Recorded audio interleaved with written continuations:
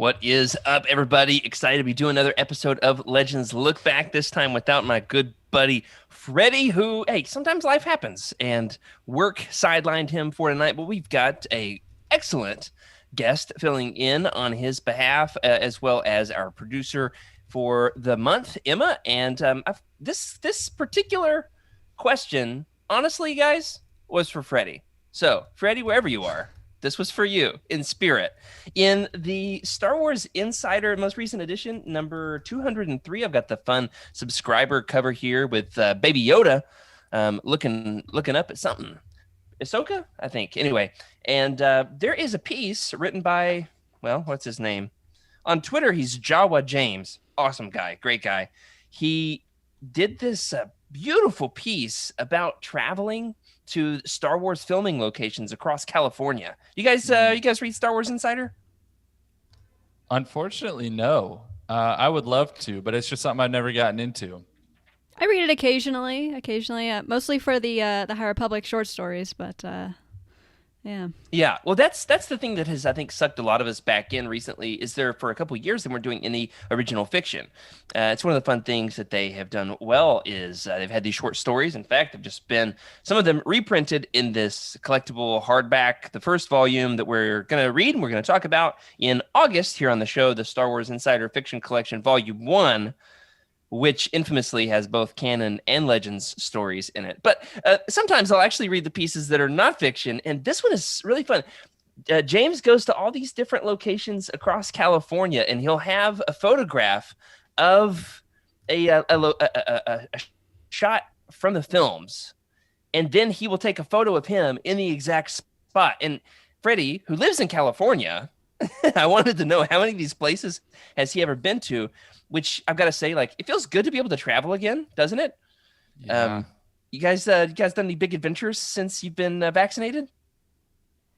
Not yet. No. Gonna go to Bar Harbor next weekend, or this weekend. Yeah, this weekend's the 4th. Yeah, it's crazy time. You say Bar Harbor? I'm pretty sure it's only to be pronounced Bahaba. Yeah, that's right. It is like my favorite place in the world. It is gorgeous. I'm boarding a flight tomorrow morning to go to Arkansas for a work thing, and I have not packed any of my clothes yet, but I have, however, packed all my Star Wars books that I'm going to be reading. It's the most important thing on a trip. Yeah. But that's the one thing you can't forget besides underwear and socks: Star Wars reading material. That's right. I loaded everything onto my iPad. I'm going to download first thing in the morning the episode of Bad Batch, and I'm going to, probably watch it as soon as the plane takes off. I'm excited about that. But it had me wondering if you could go to one filming location in the Star Wars galaxy, one place. Obviously, it can't just be a totally CGI place. Like, you can't say Mustafar, right? That doesn't work, right? If you could go to one actual place that was filmed in a real life location from the entire Star Wars galaxy, what would it be? I think my answer is Italy. The places where they filmed some of the Naboo sequences. Yeah, that's Attack a good of the one. Clones, Phantom Menace.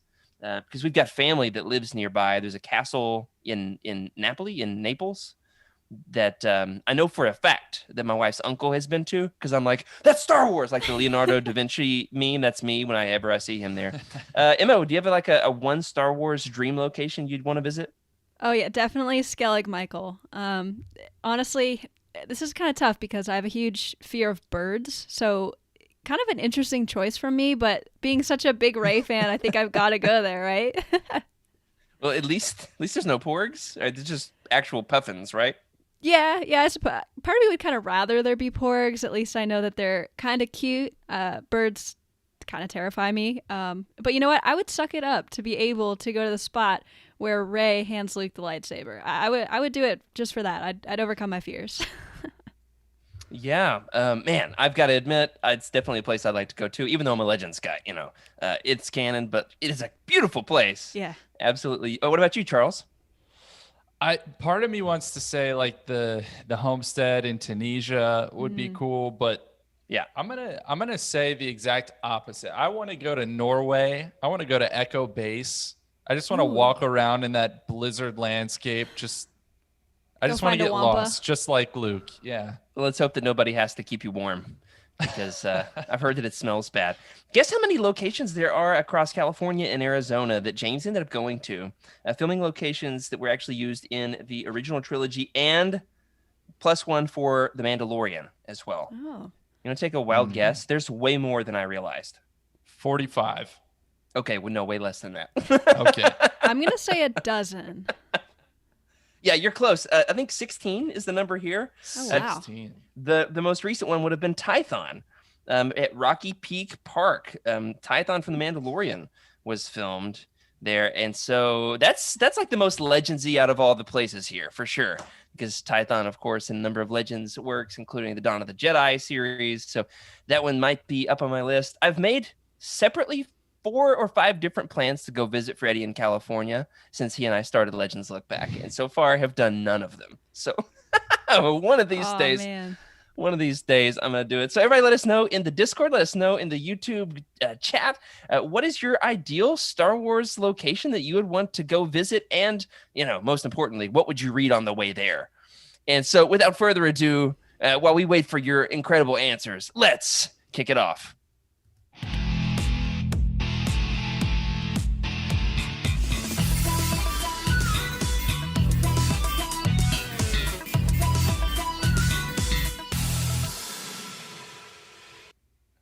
Hello, everybody, and welcome to Legends Look Back. We are proudly part of the Youtini podcast network. Say that 5 times fast. We are a Star Wars books podcast for the #1 fans of Pablo Hidalgo's Beast Wars sketches on Twitter, where we talk about all things Star Wars Legends, celebrating our rich EU history, as well as diving into lesser-known Star Wars classics. And woo, are we diving in deep today.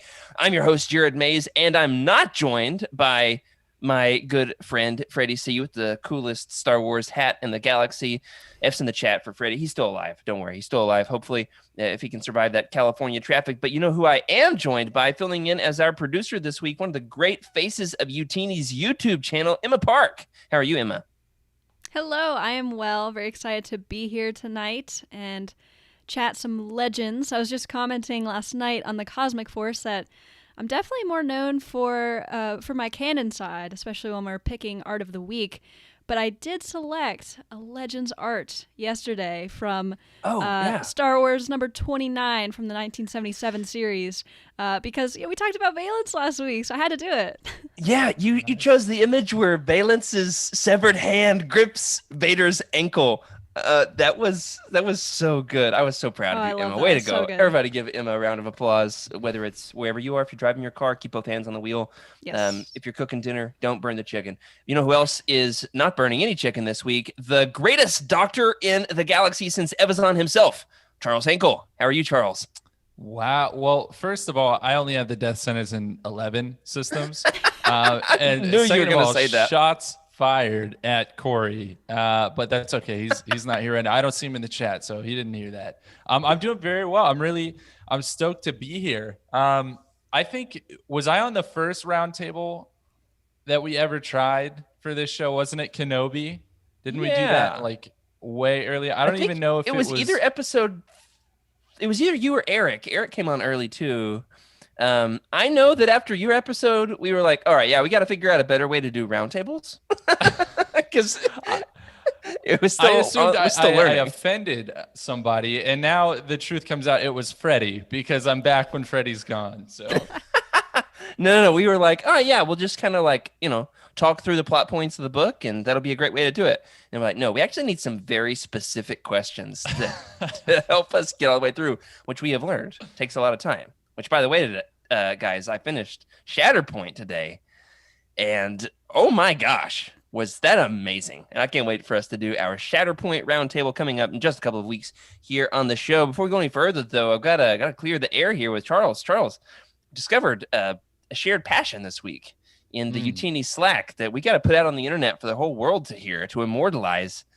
You are, or were, a massive Captain Underpants fan growing up. Oh, yeah. Let's definitely talk about this. All right. Well, first of all, this is weird. This is weird to put out there. But second of all, this is the second reference to underwear in the first 15 minutes of this Welcome podcast. to Legends So Lookback. that's even more strange. But yes, so Jared and I apparently both were big Captain Underpants fans, and both 20 years before we knew each other, made our own spin-off comics. Mine was Captain Boxers, which is not at all copyright infringement. Okay, they're totally different undergarments. I don't know what yours was, Jared, but it's a very odd connection. It is. I think Dave Pilkey has actually recently been canceled, or at least like one of his properties was culturally insensitive and was canceled. One thing those books were not trying to be was politically correct. That's for sure. My spin-off comics originated with the Pizza Men. There were 5 of them. P-I. You see where this is going? Z1 and Z2. All right. And but then there was a spin-off from that called Janitor Man. How did I get from Pizza Man to Janitor Man? It's a shared universe. I remember that much. I even commissioned an artist at 12 years old. I paid a buddy like $20 to do concept designs for me because I was a terrible artist. Wow. It's a whole thing. I have no idea where all those are. One of these days, it'll be a Patreon reward. Dude, I have mine. I will throw them in the next time I visit my parents. They're in a plastic blue suitcase because I took myself very seriously at that age. That's amazing. I've got them. I don't know. I have no idea what has happened, but I am going back to my hometown, so I could always, hang out in the storage unit in the 100-degree Arkansas heat looking for these things. Yeah, that's not going to happen. You know what is going to happen, though, is we're going to show off our recent acquisitions. And that is one of the fun things we like to do here on Legends Look Back is talk about the new stuff we got. And unfortunately, the thing that I was really excited about showing off has not yet arrived, but it has shipped, which is exciting. 3 out of my 4 Legends Black series have shipped. Jackson, Kyrkanos from the Crimson Empire, which I recently read and really dug. So I'm excited about displaying that. And then my Luke, my big gun sleeveless Luke has not shipped yet. And there's one other I'm forgetting.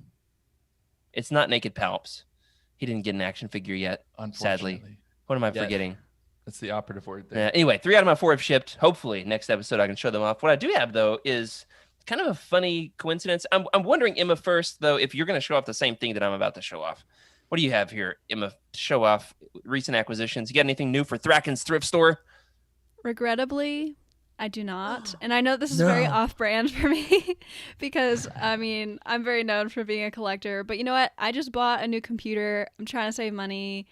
And other than the Rising Storm, which came, that was one thing. But other than that, surprisingly, nothing from me. Well, that's what I thought you were going to say. Was the Rising Storm.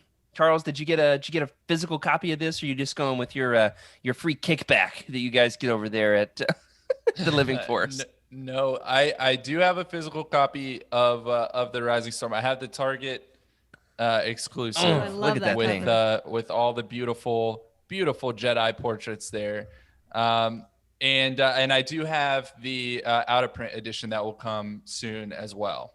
So, I went through an existential crisis on whether or not I should order that. And here's why. Books A Million, I ordered the signed copy, pre-ordered it, the day it was announced, because I didn't have Kevin's autograph yet. I'm collecting all the Star Wars author autographs and doing pretty good on that collection. Didn't have him yet. Really love him. Was excited to have his. So I ordered it before they ever announced the out-of-print edition. Once they did announce the out-of-print edition, I frantically tried to cancel my Books A Million pre-order, and they would not let me cancel. You know what they did do, however, is ship me not one, but for the price of one, they shipped me 2 signed copies. I can't even get these in the frame. 2 signed copies of The Rising Storm. And so thankfully, I've got a friend up here in Massachusetts who back in January, just recently got into Star Wars books for the first time in her life with Light of the Jedi. She has since read like 20. She's read the entire Timothy Zahn catalog, which is awesome. And so I'm going to give her one of these copies tomorrow. No giveaway, not doing one of those here in the chat. It's already claimed. But that does bring me up, if we count the free copy that they sent me, the one that I bought but tried to cancel, the out of print that I ordered, and a Target exclusive. That puts me up. Oh, and I've got the ebook and the audiobook. Oh my word. So many copies of this book. The rising And- storms. Yeah, that's right. The rising wave that's going to eclipse me of debt, just financial stress. You know what else is going to put me into debt? Some of these newly announced Legends books that are coming up on the horizon. Emma, why don't you start us off here and tell us about some of the things to be on the lookout for in the Legends world? Sure, yeah. So we have a new Marvel Legends Epic Collection announced, Legacy Volume 4, which collects Legacy Volume 2, which is issues number 1 through 18, featuring, now correct me if I'm wrong, Jared, Anya Solo. And it's due out March 2022. All right, I kind of punked you with that one. Did you notice just how ridiculous the terminology was with this? Yes, I stumbled over it quite a bit. So this is a Marvel Legends Epic Collection, not to be confused with the new Del Rey Essential Legends collections.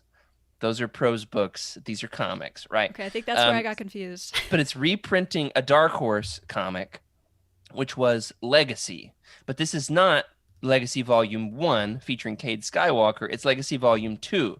But for all of the Cade Skywalker Legacy Volume 1 comics have already been released as Marvel Legends Epic Collections Legacy Volumes 1 through 3. So Legacy Volume 2 is being released as Legacy Volume 4. Are you with me? No. Only partially. Anyway, I'm actually really excited about this. This is a vastly underrated Legends comic series. It's shorter than Legacy Volume 1. It's very different. There's a murder droid. There's Oh, I like an murder IG. droids. There's an IG droid with like a big bandolier across his belt, and he's got, I forget his name. He's got, dual wielding pistols, and the fan theory is that he's actually C-3PO reprogrammed into an IG unit 100 plus years after Return of the Jedi. Anyway, it's amazing. I'm excited for this. It is really good. You should definitely check it out. You can find your pre-orders through the Youtini affiliate links. If you click on our new release schedule, upcoming releases, I'm sure we'll have it on there soon if it's not already. Secondly, coming up is another Legends comic. This one, however, is not a Marvel Legends Epic Collection. This is the hardcover omnibus of Knights of the Old Republic. Yeah, Emma's going to throw this one up on the screen here for us. This is the one we talked about back when we did the 3-part roundtable plus one more with the interview with John Jackson Miller, when we did all 50 plus issues of the Knights of the Old Republic comic series. We hyped it back then in January. You can order them. There's still people frantically in the Legends Look Back Discord channel. We've been chatting all day about like which version are you going to get and where are you going to get it and what price are you going to pay and who gets the most money when you buy it from which source. Anyway, all 1,344 pages of this thing comes out next week, July 7th. Charles, can you imagine having 1,344 pages of a Star Wars story in one volume? Well, I can now. And I'll tell you, I've never read a single page of that, but just this cover alone that we're showing everybody, I want that on my shelf. Now, I'm glad you mentioned the cover because there's been some controversy. Did you hear about this? Uh-oh. No, I don't know the controversy. So I don't know if it's controversy, but like I'm peeved in that mildly peeved. It doesn't actually matter because I'm a collector and only the spine is really going to be what's seen on my shelf for the most part. And I'm going to love having this thing. And I'm really excited to spend money on it. However, this cover is by an artist named, all right, one is the Ching cover, one is the Weaver cover. Emma, you've got these in Yeah, so the one Which I'm one is showing this? right now is the Weaver cover. Weaver. All right, this one is not changed. This is the exact product of what you're going to get, which is not the one that I ordered. Emma, show the one that I ordered. The one that I ordered is the Ching cover. Brian Ching is the name of the artist. However, they have changed the art. This is no longer the Ching art that's going to be featured on the cover of the book that I bought. the one that they put up is probably better, but it's not the one that I thought I was buying. Can you imagine dropping $100 on a book and then before, like a week before it gets to you, they say, "Oh yeah, by the way, it's gonna have a different cover." It's kind of wild, isn't it? That's frustrating. Fair. Yeah. Do you know what the new art is? Yes, we don't have it in OBS, but it is, however, in the Legends Look Back Discord channel. So click through if you want to chat about that more with us. There was some spicy takes there. Like, hear me out. I'm super pumped for this. Either way, it's actually kind of thrilling to, have them throw me a curveball. You place a pre-order 6 months in advance, 7 months in advance, and then the week before they change it up. It's kind of like, all right, keep me on my toes, especially when we're talking about like ancient Star Wars titles. These are old. They've been around for a while. It's kind of fun to have some new additions. And one other thing in the Legends Lookout segment here, one more new hardcover Marvel Omnibus, much like we've just talked about with the KOTOR Omnibus, is the Empire Volume 1 Omnibus. This also releases in March of 2022 alongside the Marvel Legends Epic Collection Legacy Volume 4, Collecting Legacy Volume 2. Remember? All right, this one is Empire Volume 1, Collecting. You ready for this? Star Wars Republic, 78 through 80. Star Wars Purge, number 1. Star Wars Purge Seconds to Die, number 1. Star Wars Purge The Hidden Blade, number 1. Star Wars Purge Tyrant's Fist, 1 and 2. Star Wars Darth Vader and the Lost Command, 1 through 5. Star Wars Dark Times, 1 through 17. Dark Times Blue Harvest, 0. Dark Times Out of the Wilderness, 1 through 5. Darth Vader and the Ghost Prison, 1 through 5. I've read very few of those, so I'm very excited to get my hands on this. Woo! That was quite a mouthful. Yeah, and Emma, tell the folks where they can pre-order these bad boys. Oh yeah, you know where, Youtini.com. And you can search up the book that you want, any book. It doesn't even have to be these. You can search up your book, look at their book profile page. You've got an Amazon link. I think we've got Books A Million, and I'm going to stop talking before I say something that we don't have yet. But yeah, there's a bunch of links there. Just click on one. With these, they're actually solicited more through comic shops than traditional bookstores. Oh, so I think we probably just have an Amazon link for these. However, we do still have a live Amazon link for the Knights of the Old Republic Omnibus, which is $13 off cover price. Look at that. And it's a pretty substantial buy, so we'll get a Youtini like a good kickback on that. So you really want to do us a favor. Yeah, you can get yourself 1,344 pages of Old Republic content. So before we go any further into that rabbit hole, we are going to go in a very different, very, very old, very Legendsy rabbit hole. In fact, it's so Legendsy that even in Legends, it's Legends. It's not even really all that canonical. We're going to talk about the Disney Plus Vintage Collection featuring the Boba Fett cartoon, the Ewok movies, the Ewok cartoon, the Droids cartoon, and, you know it, Genndy Tartakovsky's Clone Wars. This is something that was buried in the Disney vault for years. Disney released some classic, legendary Star Wars shows and movies, and we are going to break it all down. Before we do, we are going to show you the beautiful, amazing, legendary Legends Look Back fanny pack in our ad break. So we're going to take a little break. You can look at some of the new products we've got available on the site, and we will be back with the Disney Plus Vintage Collection.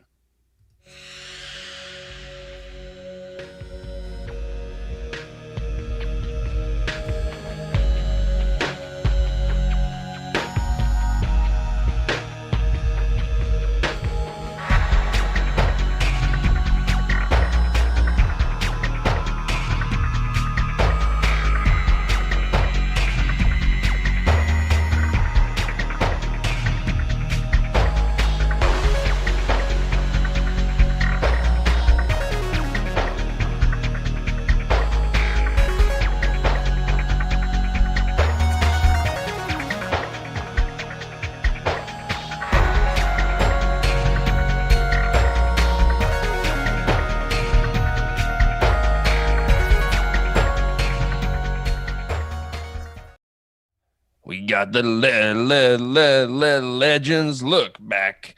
I'm sorry. Are we live? Okay. Yeah. Hey, you know what's awesome? Despite the fact that some of this content wasn't my favorite, the theme songs were fire, weren't they? It's true. It's true. Not the Ewok season 2, though. They ruined it. Yeah. Go ahead, Charles. Droids was like I felt like I don't know, it could have been Elton John. I don't know who sang that song, but I was like, I heard it once and I was like, the rest of the day, I was like, in trouble again. Like I was just humming it. I was singing it around the house. It's fantastic. Yeah, let's go ahead and talk about that. Out of the 3 theme songs, right? We got the Droids theme song, In Trouble Again, and then there was the Ewoks, as you're referencing, Emma, there was an Ewok season 1 theme song, and they changed it for season 2. They changed it. All right, rank them. Theme songs. I'm going to put, as Charles said, I'm going to put that Droids theme song as number 1. How about you, Emma? Agreed. Yeah. Droids number 1, Ewok season 1, number 2, Ewok season 2 last, because the first season was really good and they ruined it with the second season. All right, I think that's the definitive list. I don't think there's any way around that. I will say, even if you after listening to us talk about these tonight, maybe not convinced that you want to go and binge all of this, you could, and I have. But I would at least encourage everybody to listen to these theme songs. It'll take 2-3 minutes of your life, and it will be worth it because they'll be stuck in your head. It's like a gift that keeps on giving, isn't it? It just stays in there. It's true. Yeah, they're on YouTube. Look them up. You're going to have one of them stuck in your head. I don't know which one. Probably the Droids one. That one's just really catchy. Yeah, definitely. Well, the thing about the theme song, did you know that it was actually recorded by one of the guys who was in The Police? I don't mean really? That makes so much sense. Law enforcement. I mean the classic rock band. I've got his name here in the notes somewhere. Command F Police. Yeah, here it is. Stuart Copeland is his name. Recorded In Trouble Again. And it definitely sounds like something that could have played on the radio in the mid 80s and is excellent. Absolutely excellent. So besides the theme songs, we're going to talk about this actual content here. This goes all the way back to 1978 in the Disney Plus Vintage Collection. This was released earlier this year, and they just added more to it. Last week, 2 weeks ago? What was initially released on the Disney Plus Vintage Collection, as Emma has here on the screen for us, of course, is the Boba Fett cartoon from the holiday special. They knew better than to put the whole holiday special on there, but they got the Boba Fett cartoon. What is it, 7 minutes long, from the holiday special called The Faithful Wookiee. This is the earliest one from 1978, done by the same animation company that made the other shows. They ended up going back to 6-7 years later to make some spin-off series following Return of the Jedi. So we've got the Ewok movies, Caravan of Courage, released in 1984, Battle for Endor, released in 1985, the Ewok cartoon, simply called Ewoks. Brilliant title. 2 seasons ran from 1985 to 1986. And this is fun. It really puts it in its context for me. Once I knew this piece of trivia, it really unlocked my understanding of what the show is.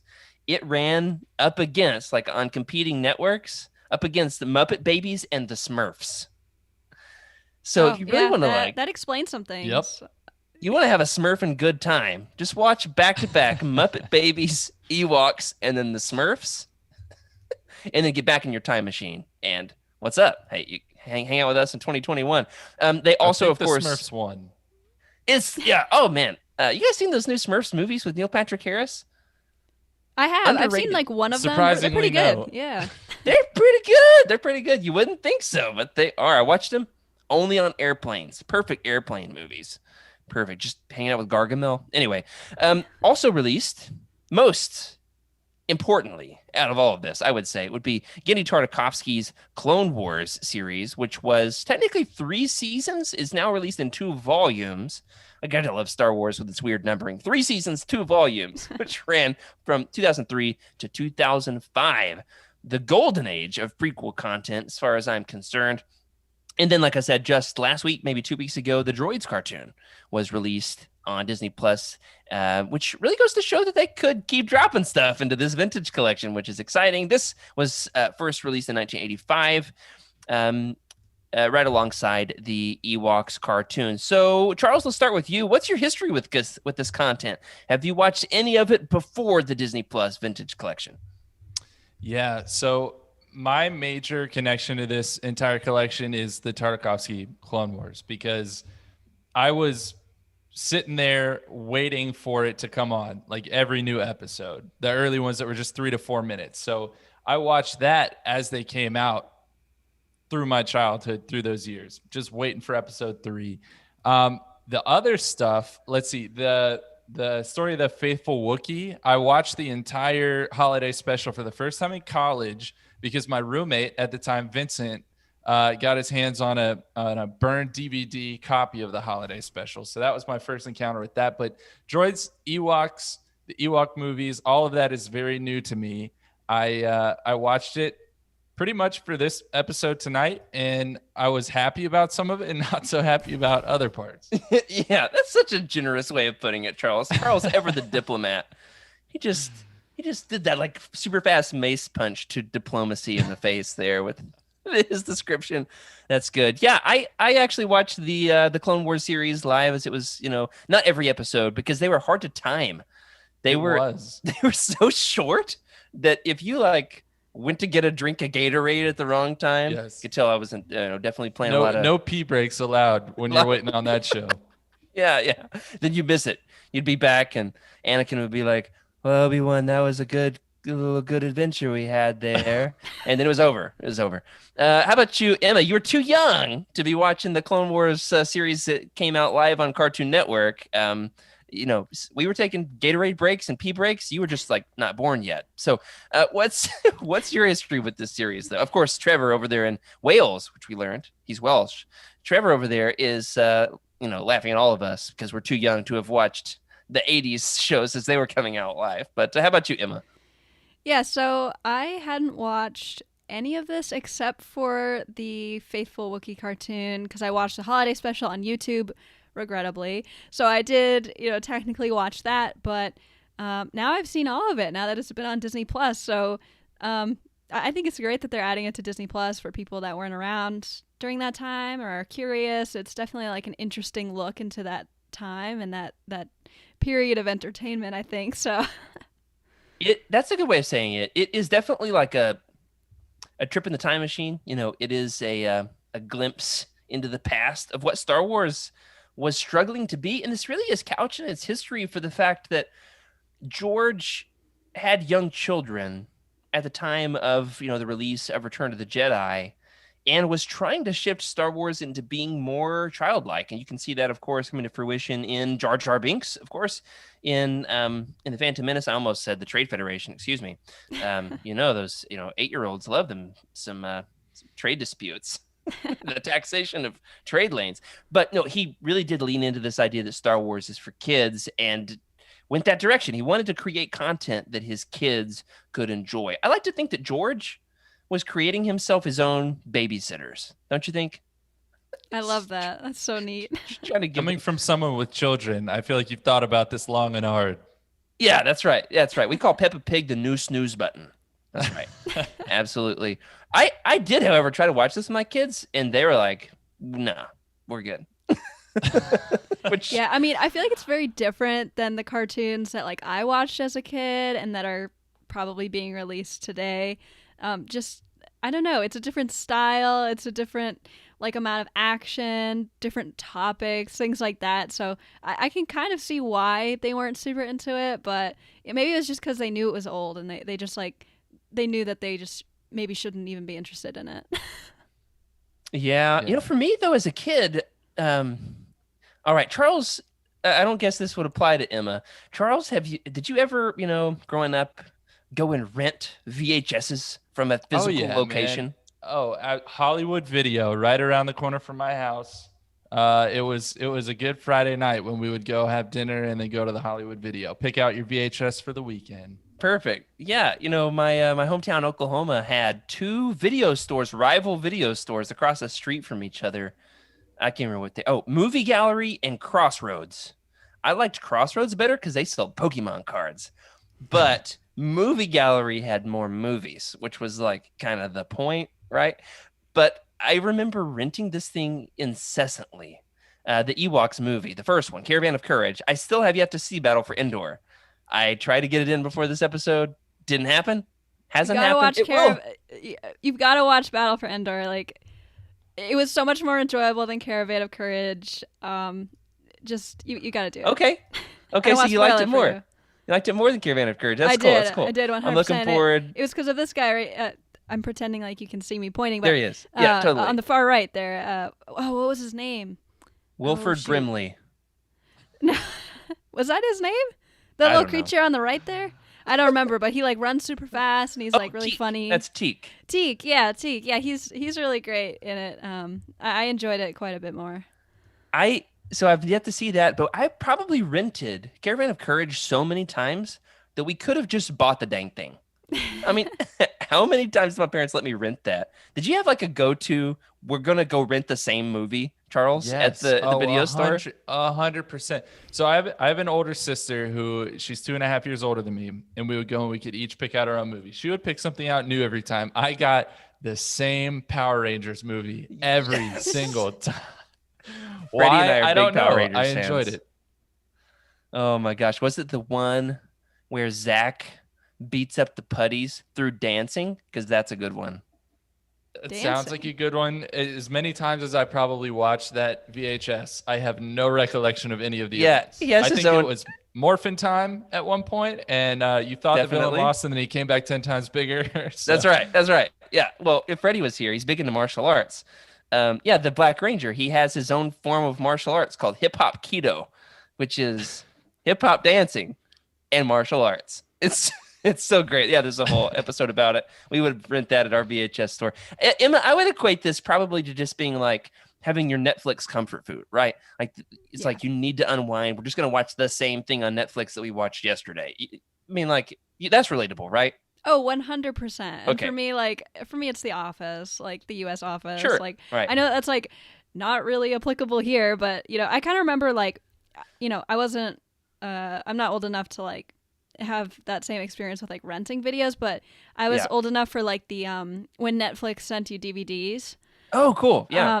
And I don't even think we had a go-to movie. Like my dad controlled the queue, and it was always stuff that he wanted to see before anybody else. And like that's like the only struggle I remember with getting entertainment when I was younger. That's great. Rambo again, Dad. That's awesome. That's awesome. Well, we've talked about our history with this, so we're not going to spend a ton of time on the Ewoks and Droids cartoons. We can get back to them in the trivia section, because honestly, they were kind of rough. But I do want to ask, did you have an opinion on which was better, Ewoks or Droids? Obviously, the execs, like the higher ups who were pulling the purse strings on this stuff, thought Ewoks was better because it got 2 seasons as opposed to the Droids 1. In fact, there was even 1 extra episode added to Droids. They canceled it prematurely, but then none other than Star Wars sound designer Ben Burtt stepped in to try to save it. And so he wrote 1 last finale episode, which in true Star Wars fashion is a prequel. So the finale is a prequel to the rest of the series, which is so great. Huh.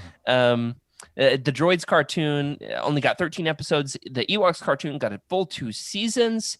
Charles, we'll start with you. Out of your, dipping your toe in the waters with these, did you have a preference on the Ewoks or the Droids? I did, and I think I might be contrary to maybe what most people think. I will be fully transparent. I only watched the pilot of both of these shows. It's like a good litmus test. I thought that Ewoks was better. I did. It was, I don't know, it was more interesting to me. The Wisties, that was all wild. Yep. Like the Wistie Queen. Hated that for sure. Well, but they're in Battlefront now, so it's like super cool to see. Oh, are they yes, really? Exactly. So there is a story behind that, because my buddies and I, we play Ewok Hunt sometimes like late at night. Like I'm talking 2 a.m. We decide to play Ewok Hunt. And, you're running around in the darkness, and all of a sudden a Wistie pouch will bust next to you, and we all just scream Wisties while we're like running away from whoever. So yeah, but there was that moment where Wicket is just dancing with one of like the Wistie Queen in the forest, and I was like, this is why I'm here. Oh my gosh. This is the reason I'm watching this old cartoon. The lore of this 1980s cartoon brought back to life in 2021. If they could have thought, you should be like the Paul Rudd meme. Look at us. Who would have thought this show would have had its own second life all these years later? That's so cool. All right, so you're gonna say Ewoks. I decently enjoyed Ewoks. There just wasn't any stellar voice acting, and then I hated everything that wasn't the main crew of Ewoks, which is like half the show. And I say hated it. You know, it. You mean it like adds, not the main Ewoks, or what do yeah, you mean by like that? the bad guys, the villains. What are they Oh, called? like the okay. Dulocks. The They look Dulocks. like There we the go. Grinch. Yes, yeah, could not really hang with them for. Let's be honest. Yeah, they But did have like kind of irritating voices for sure. that's what it was. Yeah.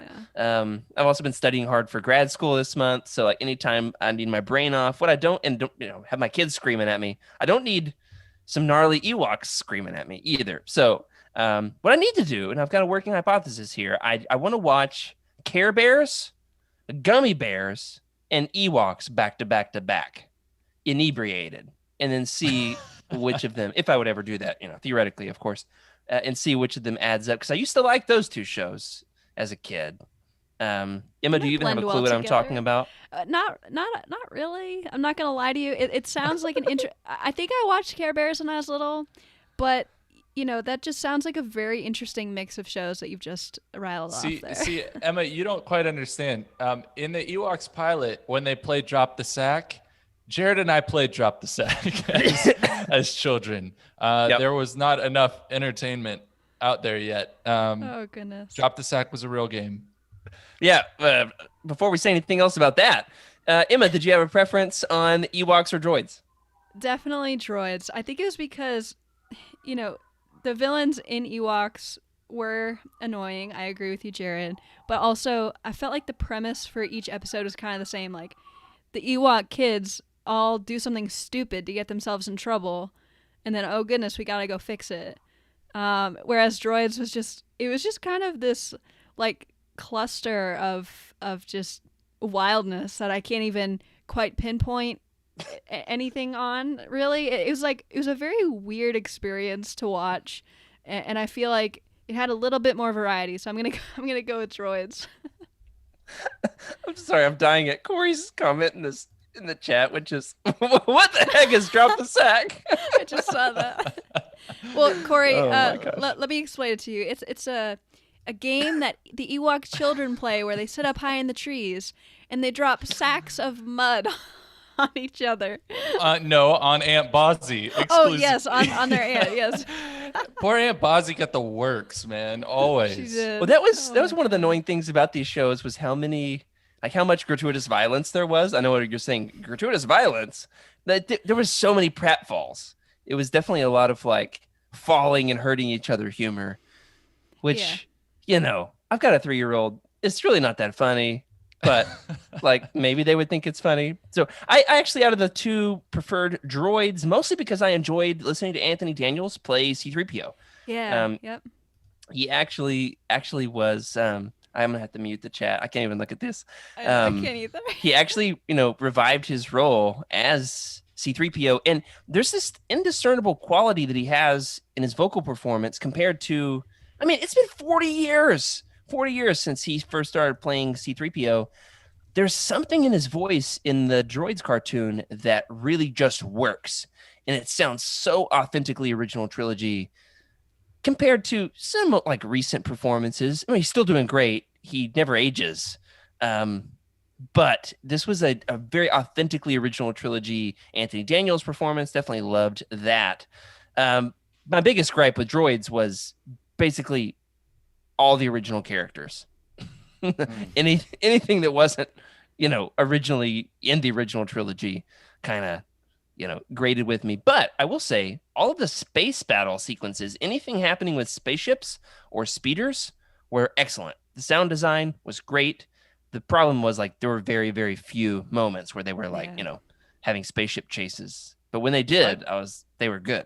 My biggest problem with droids from the one episode I watched was not that C-3PO blinked. It was that he blinked with vertical eyelids.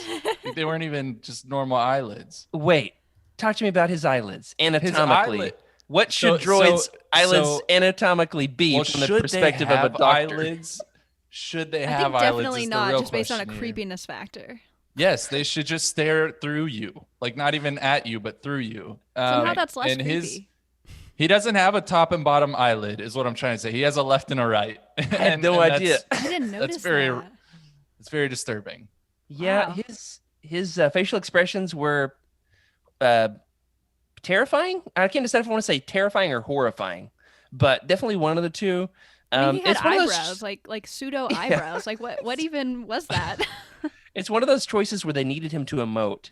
But that's one of the brilliant things about C-3PO is he can emote without eyelids, whether they're the right way or the wrong way. So yeah, definitely one of the biggest crimes in the droids show was the C-3PO blinking. I think we can all agree on that. But kind of leads me to this question, which is like, regardless of the execution of these shows, I just wonder from a conceptual standpoint, were these the right choices for spin-off shows after the original trilogy? The mid 80s, you put yourself into the dark times of Star Wars content making after Return to the Jedi, before the landmark book Heir to the Empire. I almost said Heir to the Jedi. Woo! Heir to the Empire in 1991. This is in that period where Star Wars has kind of fallen out of the public consciousness. What do you think would have been a good alternative besides droids or Ewoks? What would have been like the ideal cartoon, the animated series to make after Return of the Jedi in the mid 80s? You ever thought about this? So just like my gut reaction right now is like it would be really cool to have seen a cartoon about the Mon Calamari like after Return of the Jedi. That's like my gut reaction. Oh, we got some Mon Calamari stuff in the Clone Wars cartoon, that's for sure. That's right, yeah.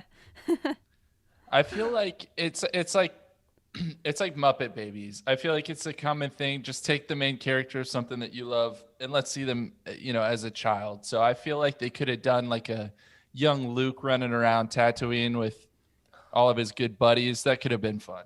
Oh, Star Wars Oh, Muppet yeah. Babies? That's not the Yes. worst idea I've ever heard. I mean, I did watch like a lot of Ewoks and droids this week, but so my bar has shifted His bar low. is pretty low. Yeah, it's low. It's very low. Yeah, this is a good idea. I've always been clamoring for. We got this to a certain extent with Rebels, a like fighter pilots show, an animated fighter pilots show, kind of in the vein of Speed Racer. That it's about like Rogue Squadron, but it would have needed to be set maybe between episodes 4 and 5, something in that era. So I still think that there is a lot of room for a show like that. Even today, I'd like to see them do this in the Speed Racer, like 1980s style today, of like a Rogue Squadron show, like an 8-episode, 13-episode limited series, kind of revisiting this 2D style. You know what I mean? Yeah. But hopefully we get some creative art choices with Visions, which is coming out later this year. It's supposed to be anime, and hopefully we get some flat 2D art. I'd like to see that art style explored as well. Have you guys seen that TIE pilot, like that TIE fighter like YouTube video that circulated there a couple years back? Yeah, No, I dude, haven't. that is incredible work. I really love that thing. And I also love like all of the like manga adaptations that they've put out. So like do that just in a show. I would eat that up. Yeah, that's a good idea. You could turn that, and hopefully we'll see what Visions is. But yeah, Emma, we'll have to send you a link after the show. We'll put it in the Yeah. Legends Look Back Discord channel. There was a fan made TIE fighter anime, just a video, maybe 5 minutes long, and they kept adding to it. Took them months, maybe a couple awesome. years, and it is just absolutely one of the best pieces of fan made Star Wars content ever. Really follows like the Gundam style of anime from the Oh, yeah? 80s. Kind of reminiscent of that, like the late night 1 a.m. Adult Swim stuff that I used to watch in the 2000s. After you watched the 2000s Genndy Tartakovsky Clone Wars series, we're going to get to in just a second. Before we do, one of the little tidbits I stumbled upon with the Ewok movies. Talking about the Ewok movies here for a second. One of the crazy tidbits I stumbled across today is there's actually some debate, some controversy surrounding where they fit on the timeline. Did you guys get any sense when watching them where they fit into Star Wars continuity? I tried to use Wicket as like my base for trying to figure out like whether this took place before episode 6 or after, and I honestly couldn't figure it out. And I'm really interested to hear what you have to say. I've got some thoughts. Let's ask Charles first. No, I mean, I'm going to be real with y'all. I made it about all of 10 to 15 minutes into Caravan of Courage, and It's a slow roll. I had to It turn is. it off. So I have no idea where it landed. Hopefully somewhere very far, far away from where I am. Yeah, it's a slow roll. You gotta sit with it. You gotta make the commitment to I'm watching this and nothing will stop me. I say that. It took me about 20 separate sittings to make it through. But just like that's just life with the kids. I'll blame it on my kids. Blame it on my kids. Get this. Originally, this was thought to be 150 years after the Battle of Endor. No way. 150 Why? years. It was, I don't have a great answer there, other than it was in a few different pieces of reference material. Then later is retconned to being much closer to the Battle of Endor. I need to double check. I think it's just shortly afterward. The number one that's very thing, interesting because Wicket is a child still, so then Ewoks would have to age pretty weirdly. that's definitely one of the things I was thinking. Yeah. One of the other issues is the Ewoks don't have really any human contact in Return of the Jedi. You know, Wicket is super suspicious of Leia until she feeds him, what is it, like a granola bar? Something like that, yeah, like a it's a cracker, like a Chewy. saltine. We had a big debate about what did she feed him in Slack a couple years ago. Oh, To really? try to find that one. Anyway, it was a big debate. I'm pretty sure I won. But the fact of the matter is, they did retcon this to being much closer. But I thought that was crazy that in a few different, let's see if Trevor's got any of these, a few ancient 80s reference guides, 150 years. The only thing I can think of plot-wise that would age it would be, it seems like the Ewoks really don't have any contact with humans Mm. in Return of the Jedi. So it would have to be after it for some reason, right? Because these kids come along and they're like hanging out with the kids and, you know, getting along just fine, but then they're super suspicious of Leia and they're like worshiping C-3PO. It's a whole, they almost eat them. You know, that part's fun. So that's a little crazy tidbit there. Let me ask you this, Emma, since Charles, you know, didn't quite make it through. What do you think was the most redemptive part of the Ewok movies? Like the number one thing that made it watchable? I think, and this might be a little weird, but I'm gonna say whoever played Sindel, her acting was really good for being a kid, and I'm gonna Google Aubrey her. Miller. Aubrey Yeah. Miller, yes, thank you. Aubrey Miller's acting was very good. I thought it was gonna be pretty bad based on some of like the early footage of the movie, but I was like really surprised at how well she acted with, you know, these people in masks. And I think she really sold me that she was on Endor Yeah. and like afraid and you know, sick in the beginning and stuff like that. So I think the acting on her part was very well done. That is actually a really good perspective on that, to think about the fact that she is acting against like these teddy bears, right? Everybody else is in a costume, and she is a kid. I mean, she doesn't have like the best acting training, and she really does a stellar job, definitely for her age. Such a great job, in fact, that they killed off her brother for Volume 2 and just went with her. They're like, let's keep her, That's true. kill the kid, whose Yeah. name is Mace, by the way. Did we talk about that? I don't think we've talked about that yet. No. Here I've got a picture. This is Mace right here next to Wicket and Sindel. I mean, he's got his blaster, his tiny little blaster. It's like trying to be a rifle, but not really. And he's kind of wearing like this rebel pilot jumpsuit type of thing, or it's trying to be. I don't know. I was very confused about his style choices. Yeah, he's ready to kill me for trying to watch this movie. No, I actually kind of liked his vest that he had in most of the movie. Yeah. I think my favorite thing about this is the visual style, the fact that you cannot go and recreate this style. It is so entrenched in the early to mid 80s. It's so tactile. All the special effects are not that special. You know, they're not computer generated. All the special effects are, you know, puppets and animatronics. It's very down to earth, very gritty. I love all the little gadgets they get. You know, they have this low grade gifts them with these random little trinkets that are gonna kind of like in Lord of the Rings, right? You each get your gift. You might get like a package of crackers that are gonna save the day, or a flashlight. You know, He gets like a fairy in a rock, and then he's like, "Oh, I got a rock." Anyway, it's great. It's great. I like the tactile nature of this movie. You know what I mean? Yeah. Yeah, no, I totally agree with you. It definitely had its own it had its own flavor, you know. I think back, I'm pretty sure this was in Caravan of Courage and not Battle for Endor, but I could be wrong. There was a scene like in a cave with like spiders and stuff, and you could see the clear like fishing line that they were using to like manipulate the spider, and I don't know, it was very it was a very cool style. I'm gonna have to double check for that. That's hilarious. Oh my gosh. gosh. It kind of looked like spider web, but you could tell it served a purpose. I, being from Arkansas, also use fishing line for all sorts of things it's not intended for. So I appreciate that. Definitely.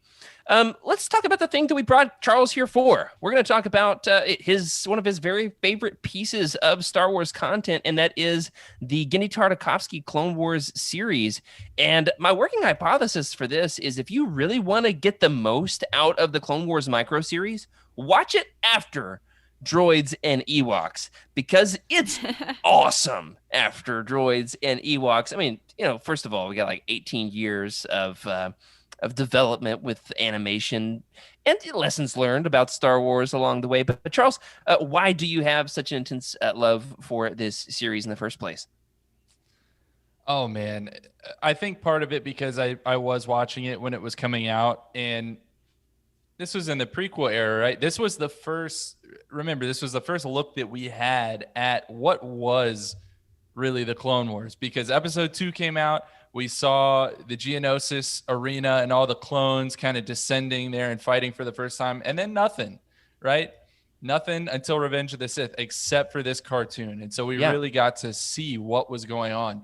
But the other part about it is for me, I think I have a lot of nostalgia for Tartakovsky in general, but like this kind of animation style, like this is straight up my childhood. Like think of one of your favorite cartoons as a child, and like that look to it, like that style to it, like it probably, it probably means something to you, holds some power over you. And this is exactly that, because Tartakovsky had a hand in some weird stuff, a lot of the Cartoon Network stuff, like Dexter's Laboratory, all those kind of odd shows that I still love to this day. So it's probably definitely a whole mix of things. Did he do Ed, Edd and Eddy, or was that like one of the only Cartoon Network shows he didn't do? I don't know if he did Ed, Edd and Eddy, but it seems like something he would have done. He did Dexter's Lab. That was okay. He did Dexter's Lab. He did Samurai Jack. I mean, he did a lot of Cartoon Network stuff. Yeah, Powerpuff Girls. Yep. I remember the day we moved to Oklahoma and got our cable hooked up. We had Cartoon Network for the first time. I hadn't had it before that, and I just remember sitting in front of the TV and watching. What was the one with the cow and the chicken and IR Baboon? Oh, what was that?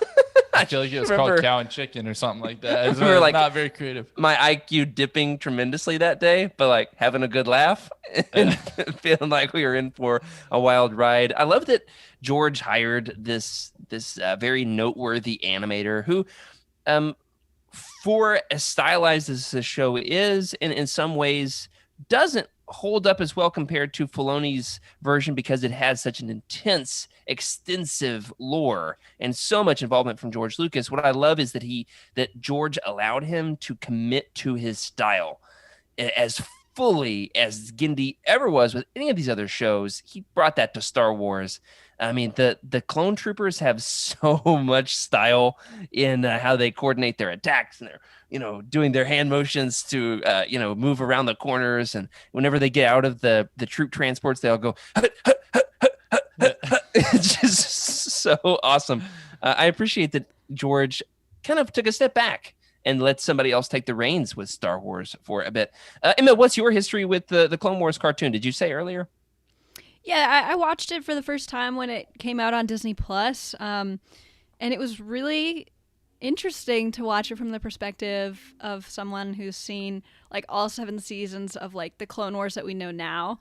Okay. Just sort of like comparing the two. It was like really, really cool to watch, and I was honestly sad when it ended, because I could watch like hours and hours of that old Clone Wars stuff. Right?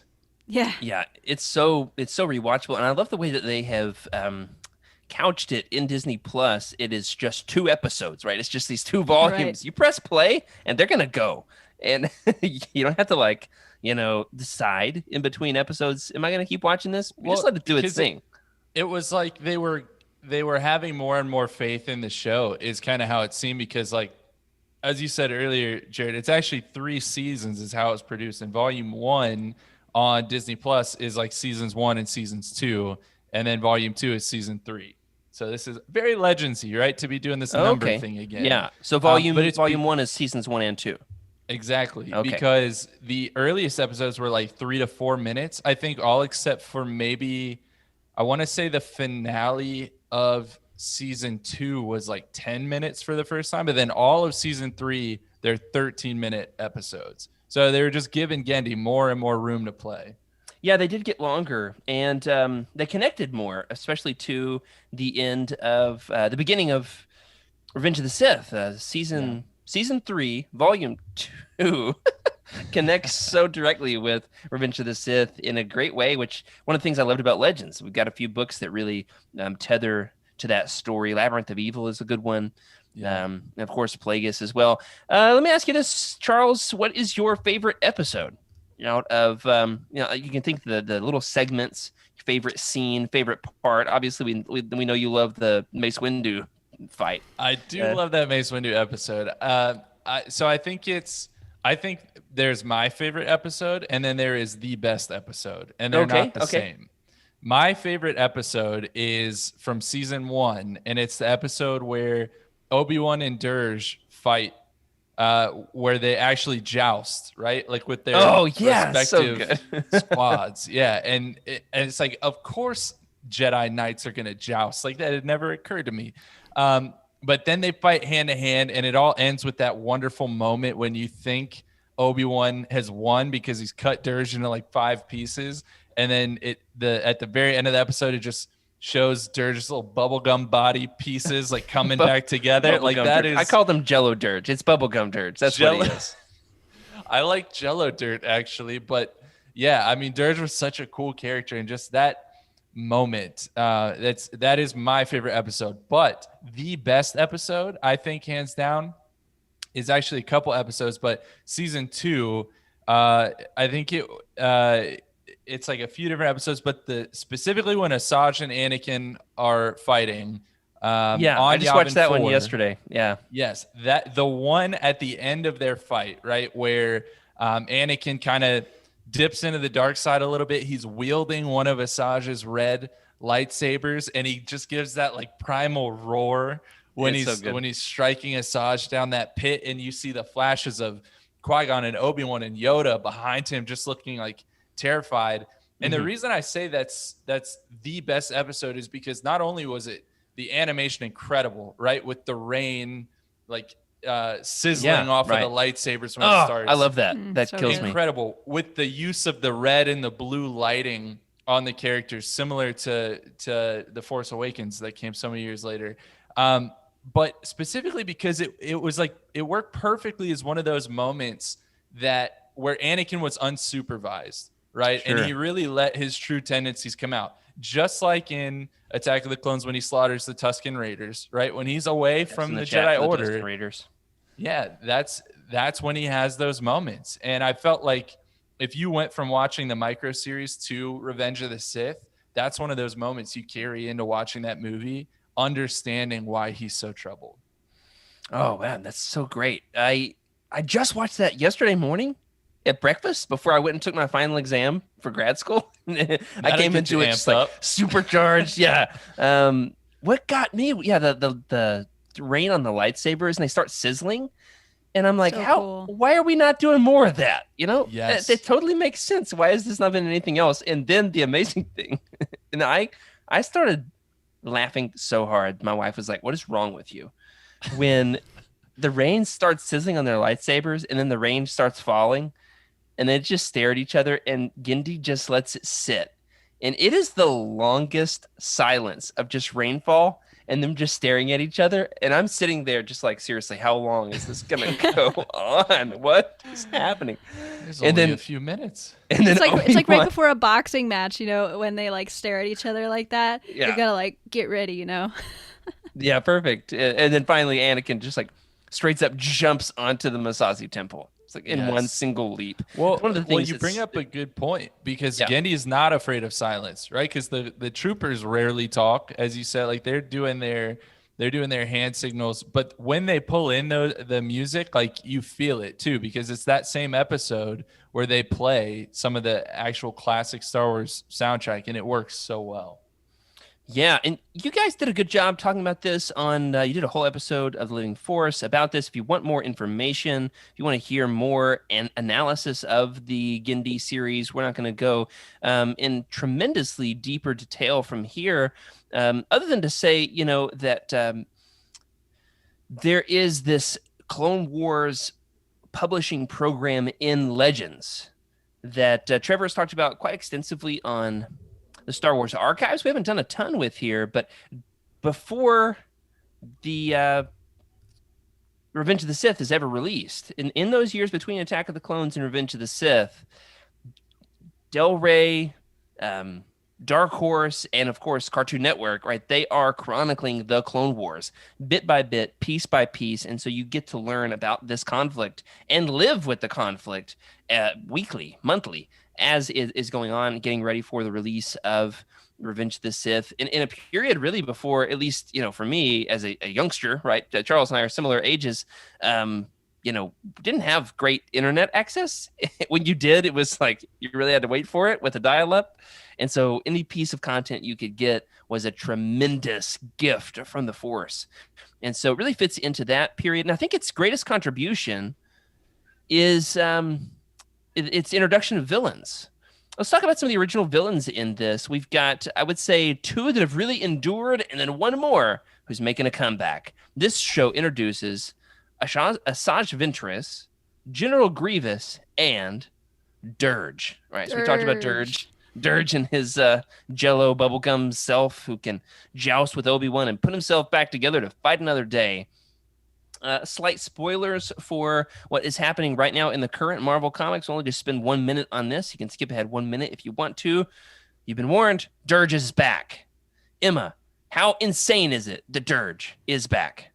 It's insane. Like, man, so I already knew he was coming back because of the cover of Dr. Aphra, but just reading about him and also visually seeing him doing all the combat stuff again, it was insane to see him back in canon again. And it makes so much sense for him to be a thing in canon, right? It does, but I will buy anything in Star Wars. I mean, like, I liked The Rise of Skywalker. For me, my suspension of disbelief is easy. It's like I'm watching Star Wars. It doesn't have to make sense. I'll go with it. I love Palpatine's return in Dark Empire. It works for me. I don't have any hang-ups whatsoever with this. Dirge coming back is a great bone to Legends. It's a great, call back to this Tartakovsky thing. It also makes sense that you would need more ridiculously powerful, crazy bounty hunters for an event called War of the Bounty Hunters. You can't just have Boba Fett, IG-88, and the 7 or 8 from The Empire Strikes Back.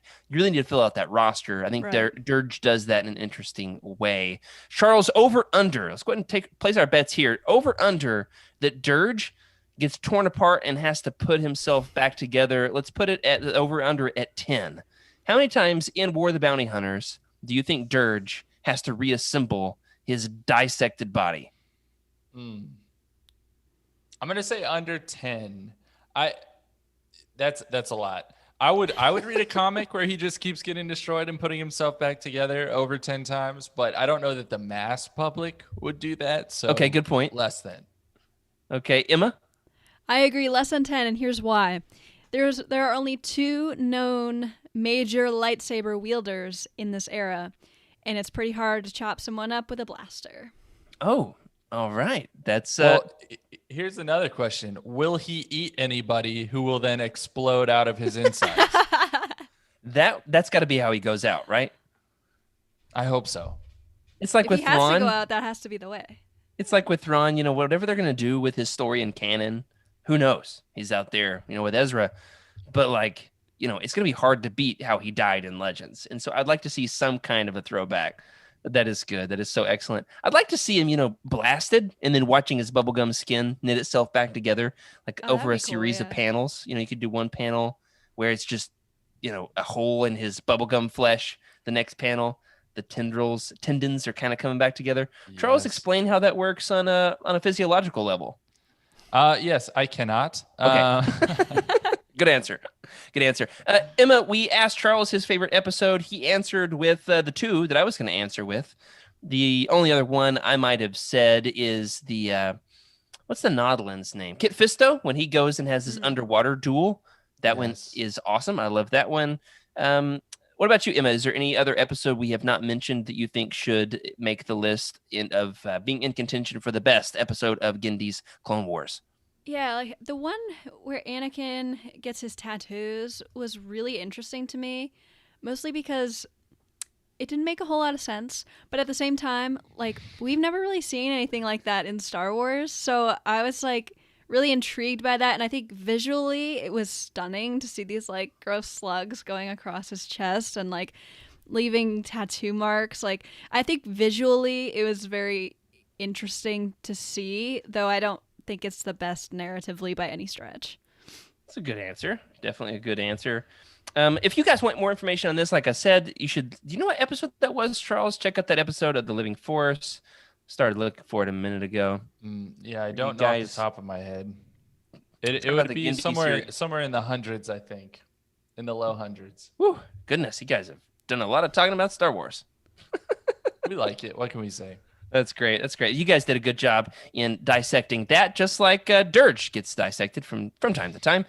I would say out of all the different shows and movies that we have talked about tonight, my biggest recommendation on what is worth your time, second only to the Droids theme song, would be the Genndy Tartakovsky series. Is that everybody's recommendation? Do we even need to discuss this? Is it up for debate at all? No. Okay. Absolutely not. Okay, let me ask you this, though. This is kind of crazy that Disney did this, right? That they released all this stuff in this Disney Plus vintage collection. I love the way it was repackaged and re-released. It's kind of a way of saying this is a look back in the vault. They're clearly saying, like, this is not what we're making now, but here it is if you want it. What is one other thing you would like to see re-released in the Disney Plus vintage collection that is not there already? Just recently, we had droids added to the collection. If you're going to add something else to your collection, like General Grievous does with lightsabers, what is one more thing you could see them adding, or one more thing you would like them to add? Let's start with you, Emma. Yeah, so Jared was talking earlier about Warwick Davis doing like filming his own sort of behind the scenes of Caravan of Courage.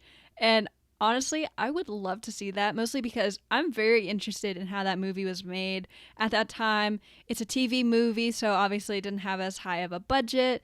I'm just so intrigued at like how some of these effects were done, what it was like on set. Like, was he best friends with Aubrey Miller? Like, I would love to know all of these things. So I think that would be really, really cool to see. Yeah.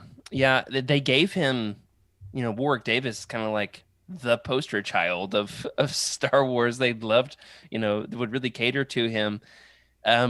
They gave him professional camera equipment to do this with. So like he actually had incredibly nice equipment. And so would love to get a chance to see that. There's so much went into this. In fact, it was a Kickstarter like 10 years ago where he was trying to raise the funds to find a way to release this thing. Oh, wow. And now, this would be a great platform for it. Got a great recommendation here from Jacob. He'd love to see the original theatrical cuts put on Disney Plus. I definitely agree. That was definitely something that could happen. Hopefully something that will happen. We'll see. Charles, what about you? Yeah, I mean, I don't know of all that much that's out there still. This was my deep dive into Legends. So I guess I will say the Star Wars Detours cartoon that was made could definitely be added to this series. I don't know that it really fully jives with Disney, because it was, the same guys that made Family Guy, or at least Seth Green, who's part of that team. Yeah. So I think there's probably some rude humor in there, but Yeah, maybe it's a little irreverent, but I mean, as long as you stick that vintage collection logo, it's 10 years ago. Surely that's vintage by now. Could you call that vintage? Not as vintage as 1978. We shouldn't even talk about the Boba Fett cartoon, which is cool. The one thing we'll say about it, we'll get to in a second in the Easter eggs. Definitely agree there. I had a list of a few others. I'd love to see the documentaries that were made about the special editions. These were released as like bonus content on the VHSs. Come around here somewhere. It's too dark in here. On the VHSs of the special editions released in the late 90s, they put these documentaries of George just like leisurely saying, yeah, I decided to put another spaceship in the thing. And so I just want these documentaries about George's decision making on how the special editions became the special editions. I'd love to have those on Disney Plus. They're actually a lot of fun. Would love to see those. Let us know your recommendations. What are your picks? Would love to see those in the chat, in the comments, Legends Look Back Discord channel as well. Before we're going to cut this thing off. We are going to go quickly lightning round through some of the Easter eggs and a canon connectivity with the Disney Plus Vintage Collection, from the Boba Fett cartoon all the way to the Clone Wars micro series. Some of the callbacks, obviously talked about the recanonization of Dirge, but here's a few others. Charles, start us off all the way back in The Faithful Wookiee, the Disney Plus clipped version of the Boba Fett cartoon from the Star Wars Holiday Special. Yeah, so The Faithful Wookiee, Boba Fett appears in it. This was his first canonical appearance, and he has his gun, which is an Ambin Phase Pulse Blaster that was then reintroduced in The Mandalorian. We see Din Djarin first use this against that ice creature, I think it was in the pilot. Yeah, definitely. My favorite thing about that entire cartoon is how many times Boba Fett just straight up smacks his big purple dinosaur with it. Like it's not even just like a prod to, hey, let's go a little faster. Boba is just like smack and nails this thing. And I was like, ooh, man, that was a little violent. Emma, you're up next. Tell us what else is a callback in The Mandalorian. Yeah, so this is really cool. Also in The Mandalorian, the Blurgs, which first appeared in Battle for Endor, were recanonized in The Mandalorian as the chosen steed of Kuiil the Ugnaught. And I believe was also in the Clone Wars on Ryloth, I think. Could be wrong. Oh, yeah, you're right. Yeah, it was recanonized there. What I appreciate about the way they did it in The Mandalorian is it looks a lot like the way they did it. Yes, a little stop motion-y. Yeah. Yes, definitely. Another fun little callback cameo are the cameos in Droids by both Max Rebo and his musician sidekick, the coolest name in all of Star Wars, Droopy McCool, and of course even IG-88. Unfortunately, they were both featured way less than I hoped that they would be. Charles, take us away with the next one. Yes. So another little Easter egg from Droids here. There is a four-armed diner owner, but this one unfortunately does not know anything about Kamino and Saber darts. He's not our good buddy Dex, but still cool. Definitely the writing is on the wall there for where Dex is going. I love that George was like, you know what I really liked? That four-armed diner guy. He could flip so many burgers. And he brings them back. He was so efficient. But much more like a toad, which is cool. Emma. Yeah, so also in Droids, and something that Star Wars Archives talked about a few episodes ago, there's a pirate villain named Kybo Ren. And no, I did not just say Kylo Ren, I said Kybo Ren. And if he offers your hand again, you'll definitely take it. Yeah. That's right. Except for maybe not, because I imagine his hand is like sweaty. Yeah, I know. He's kind of like he's kind of gross looking. Yeah. He's got the very thin mustache. Yeah. I would never shake a hand of a man with that thin of a mustache. You know who else's hand I wouldn't shake? A Gorax. Goraxes, which were in the major boss villain at the end of Caravan of Courage, the monsters that haunt the Ewoks there on Endor. They were recanonized in Forces of Destiny, those little YouTube shorts from a couple of years ago. They were also referenced in a number of other canon reference materials throughout the last few years, including the lair of the Goraxes on Battlefront. You know who else was referenced in Forces of Destiny is Princess Nisa from the Ewoks cartoon. So love that they really just went all for it with the Ewoks stuff in Forces of Destiny. I'm gonna have to rewatch those. It's been a while. And finally, Charles added one last thing. Did you know that Sindel from the Ewok movies is referenced in one and only one?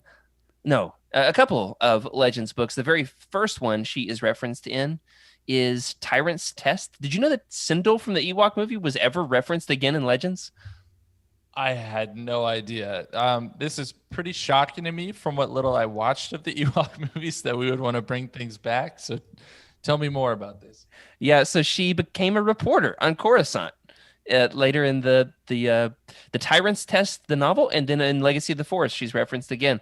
So if going by that continuity, definitely is set not 150 years after Return of the Jedi. So maybe just a few years after, could be a little bit before. I've seen some conflicting reports as I've been doing some on-the-fly research here. But pretty cool that she at least gets a little call back there. Before we close out the show, we're going to do a little game. Now, we were having a debate here. Charles said, "You mean one of Eric's stupid games?" And I said, "No. Eric can fight me. I started doing stupid games on this podcast before he ever trademarked them as Eric's stupid games. So this is a good old-fashioned Jared's stupid game. But Eric, hey, I would love to have you come and play some stupid games anytime you want on Legends Look Back. All right. So for the two of you, I only got 2 questions written because these are actually fairly difficult to write. But we're also running out of time here. I'm going to ask you this. I'm going to read 4 plot descriptions of what could be an episode of Droids. And I want you to tell me which of these is not an episode of Droids. Okay? Charles, we're going to start. There's 3 truths and 1 lie then. Yes. Okay. Yeah. All right. Charles, we're going to start with you because Emma, she watched more than you did. All right. Yeah. So you're going to make a fool of yourself first. Ready? Which of these is not an episode of Droids? Number 1, R2-D2 and C-3PO and their companions crash land on a water world and have to tame an OPC killer. Number 2, the droids and their friend befriend an android who happens to be a local brainwashed chieftain. Number 3, after being jettisoned over a desert planet, C-3PO and R2 are taken in a land speeder by a couple of locals. They accidentally discover the location of a secret weapon. That's all I'll say about that one. And finally, the 4th option is the droid's friend plans to follow the rainbow comets to find a safe path through the cloak of the Sith to the planet Rune. This will allow them to trade for rune stones.